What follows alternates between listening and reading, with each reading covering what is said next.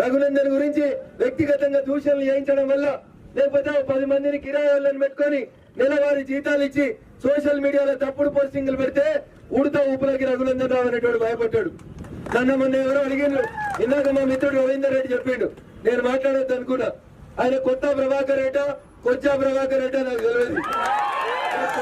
కొచ్చోనువా నీ ఊరు వాళ్ళే చెప్పారు. నువ్వు నన్ను పోటీ చేయమని అడుగుతున్నావు కదా, నన్ను రాజీనామా చేయమని అడుగుతున్నావు కదా, నాకు చేతనైతుంది, నేను మొగోన్ని. నీకు చేతనైతే నువ్వు మెదక్ ఎంపీగా 8 ఏళ్ల కోళ్ళు ఉన్నావు కదా, దుబ్బాకకి ఏం తెచ్చినావు 8 ఏళ్ల కోలే అది చెప్పు. వీడికి 100 మీటర్లు అవుతారా ఓ హోటల్ ఓపెన్ చేసేందుకు వచ్చి హరీష్ అన్న మాకు సిద్దిపేటలు పప్పు కావాలని అడుగుతుర్రు అన్నావు. ఇక ఇది నీ తెలివితేటలు.